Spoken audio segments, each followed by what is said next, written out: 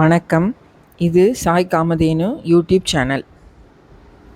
இன்னைக்கு நம்ம தெரிஞ்சுக்க போகிற ஸ்தலம் திருக்கண்டலம்.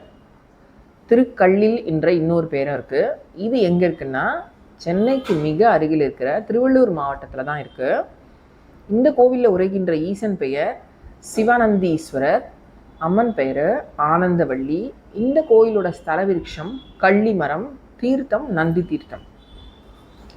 இந்த கோவிலில் பதிகம் பாடியவர் ஞானசம்பந்த பெருமாள். இது ஒரு தேவார பாடல் பெற்ற ஸ்தலம். இது தொண்டை நாட்டு தேவார பாடல் பெற்ற ஸ்தலங்களில் 18வது ஸ்தலம். இப்போ இந்த கோவிலோட தலவரலாறை பற்றி தெரிஞ்சுக்குவோம். கைலாயத்தில் சிவன் பார்வதி திருமணம் நடந்த பொழுது வடக்கு உயர்ந்து தெற்கு தாழ்வாகியது. இதனால் பூமி சமநிலை இழக்கவே சிவன் அகத்தியரை தென் திசைக்கு அனுப்பினார். சிவனது திருமணத்தை தானும் காண வேண்டும் என விரும்பிய அகத்தியர் அவரிடம் தான் விரும்பும் இடங்களில் எல்லாம் அவரது திருமண காட்சியை தரிசிக்கும்படி வரம் பெற்றார். தென்பகுதியை நோக்கி வந்த அகத்தியர் திருப்பாலைவனம் தலத்தை வணங்கிவிட்டு அங்கு தங்கியிருந்தார்.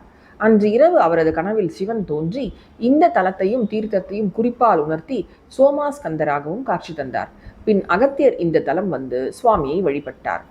சிவன் அம்பாளுடன் திருமண காட்சி காட்டி அருளியதோடு முருகனோடு சோமாஸ்கந்தராகவும் காட்சி தந்தார். அவரது தரிசனத்தால் அகத்தியர் சிவ ஆனந்தம் அடைந்தார். இந்த கோவிலோட பெருமை என்னன்னா, பிருகுமுனிவர் சிவனை மட்டும் வணங்கும் பழக்கம் உடையவர். ஒரு சமயம் சிவனை பார்க்க அவர் கைலாயம் சென்றார். அங்கு சிவன் பார்வதியுடன் அமர்ந்திருந்தார். அருகில் சென்ற பிருகு சிவனை மட்டும் வணங்கி அவரை சுற்றி வந்தார். இதை கண்ட பார்வதி தேவி மனதில் கோபம் கொண்டாள். பிருகு தன்னையும் சேர்த்து வணங்க வேண்டும் என நினைத்த அவள் சிவனை ஒட்டியபடி அமர்ந்து கொண்டாள். பிருகுவோ வண்டு வடிவம் எடுத்து சிவனை மட்டும் சுற்றி வந்தார். சிவமும் சக்தியும் ஒன்று என்பதை உணர்த்துவதற்காக சிவன் தம் இடப்பாகத்தில் சக்திக்கு இடம் கொடுத்து அர்த்தநாரீஸ்வரராக காட்சி தந்தார். அப்பொழுதும் பிருகுமுனிவருக்கு மனதில் திருப்தி ஏற்படவில்லை. என்னதான் இருந்தாலும் சிவன் தானே பெரியவர் என்ற எண்ணம் அவர் மனதில் இருந்தது.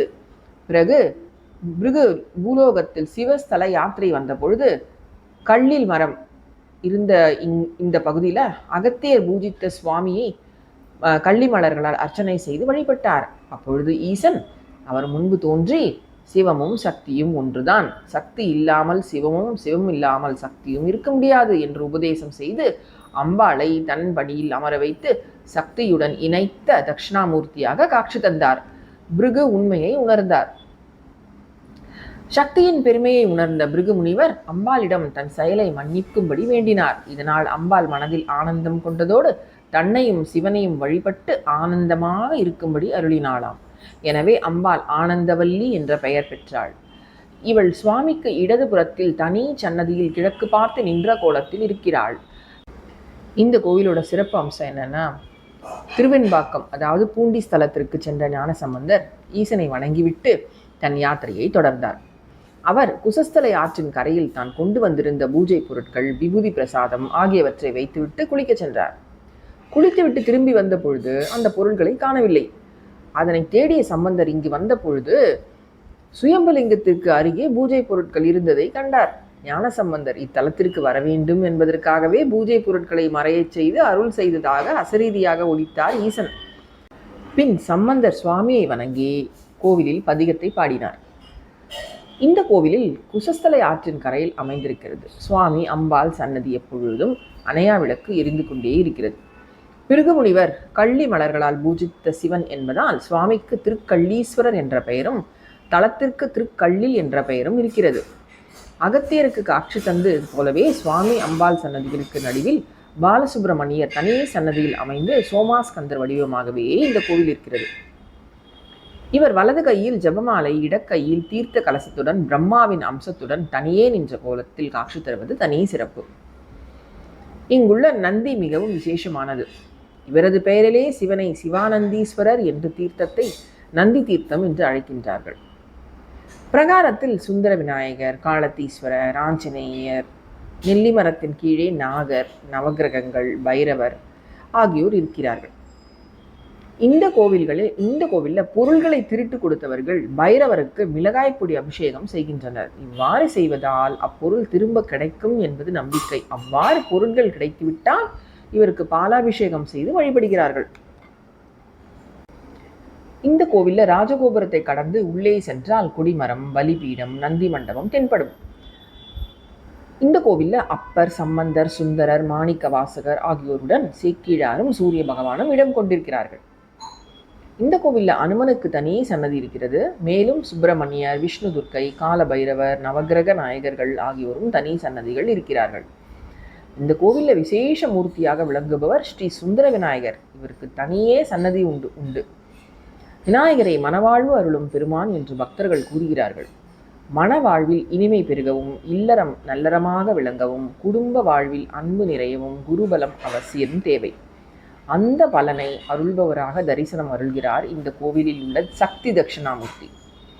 இவரை தரிசனம் செய்து அர்ச்சித்து வழிபடுவது குடும்ப அமைதியை, இனிய இல்லற வாழ்வியை நினைப்பதற்கு அரிய நன்மைகளை கொடுக்கும் என்பது ஒரு ஐதீகம். இந்த சக்தியாக நின்ற கோலத்தில் சன்னதி கொண்டிருக்கிறார் ஆனந்தவல்லி அம்பிகை. அடுத்து மூலஸ்தானத்தை அலங்கரிப்பவர் சிவனந்தீஸ்வரர்.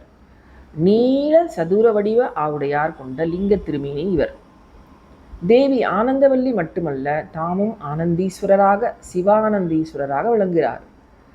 இந்த பெருமானுக்கு அபிஷேகம் செய்து மனதார வழிபட்டால் வாழ்வில் ஆனந்தம் பெருகும். குசஸ்தலை ஆற்றின் கரையில் அமைந்துள்ள இந்த கோவில் சோழர் காலத்தில் கட்டப்பட்டதாக கூறப்படுகிறது.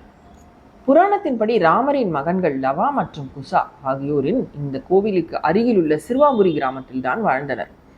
அவர்கள் அடிக்கடி திருக்கல்லில் வந்து நீராடி சிவனை வழிபடுவார்கள். குஷா இந்த நதியில் நீராடியதால் இது குஷஸ்தலை என்று அழைக்கப்படுகிறது.